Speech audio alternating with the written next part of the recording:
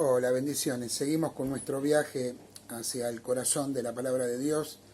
Y hermanos, el Salmo 119 es el salmo por excelencia cuando nosotros queremos estudiar y meditar sobre la relación que debemos tener con la palabra de Dios. Ahí en el versículo 15 del Salmo 119 dice: en tus mandamientos meditaré, consideraré tus caminos, me regocijaré en tus estatutos, no me olvidaré de tus palabras. En tus mandamientos meditaré. Los padres de la iglesia, cuando estamos hablando de la segunda generación después de los apóstoles, ahí hubo hombres como Orígenes o Juan Crisóstomo, en los primeros años de la iglesia.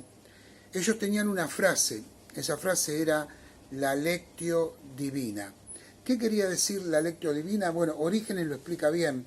Había tres palabritas para definir lo que era la lectio divina. Era oración, constancia y devoción.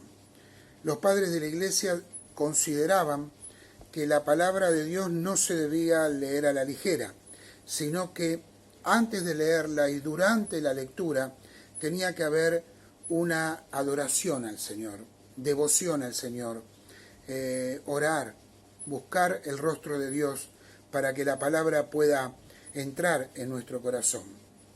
Ellos hablaban de tres palabras: oración, debemos orar antes y durante la lectura de la palabra de Dios. La palabra de Dios tiene que ser un diálogo con el Señor.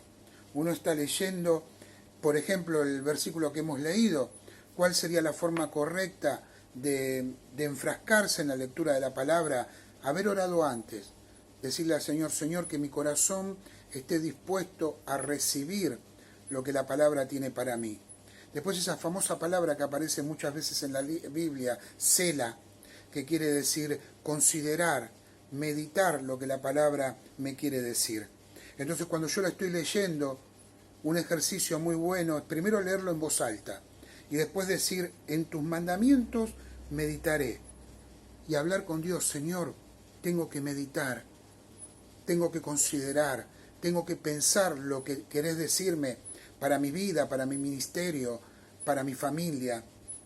Consideraré tus caminos. Señor, antes que tomar cualquier decisión, tengo que tomar la decisión de acuerdo a tus caminos, a tu palabra. Tiene que ser la primera opción y la única opción para tomar una decisión en mi vida. Me regocijaré en tus estatutos. Jonathan Edwards, también un precioso predicador, él hablaba del gozo de ser cristiano y del gozo del ministerio cristiano. Él decía que el ministerio, a pesar de las pruebas, de las luchas y hasta del martirio, tiene que ser un regocijo para el creyente. Y después dice: no me olvidaré de tus palabras. Quien ora sobre la palabra de Dios, quien adora al Señor mientras lee la Biblia, quien medita en la palabra de Dios, no se olvida de la palabra de Dios. Eso era la lectio divina. Era leer la palabra con devoción, no leerla como un libro más. Y a veces los métodos, que algunos son buenos, nos sacan un poco de lo que debe ser el foco, ¿no? De lo que nosotros debemos hacer. Porque el método a veces se impone a lo que nosotros necesitamos.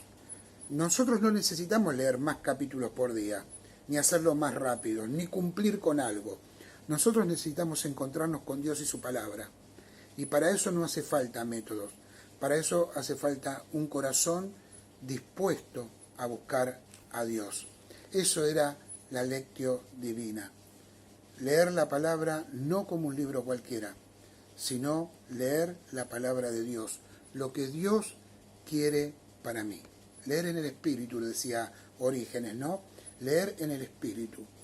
Como Juan, ¿recuerdan Juan en la isla de Patmos? Dice que él estaba en el Espíritu, ¿no? Él estaba seguramente orando y buscando al Señor en aquel lugar. Orar, meditar, tener devoción, temor, reverencia por la palabra de Dios. Cuando nos acercamos a la palabra, debemos estar preparados. ¿Por qué se llama la hora quieta? La hora quieta se llama porque es una hora que separamos de nuestra vida, donde paramos la vida para estar con el Señor. La hora quieta no puede formar parte de nuestro día laboral o de nuestro día de actividades. La hora quieta tiene que ser una hora separada. En esa hora el reloj no corre. Vamos a la palabra, oramos buscando la guía del Señor.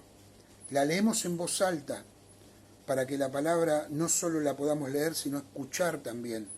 Y meditamos en ella. Y hablamos con Dios y le preguntamos, Señor, ¿qué quieres que haga? Lectio divina. Disciplinas que se han perdido, ¿no? Disciplinas que se han perdido.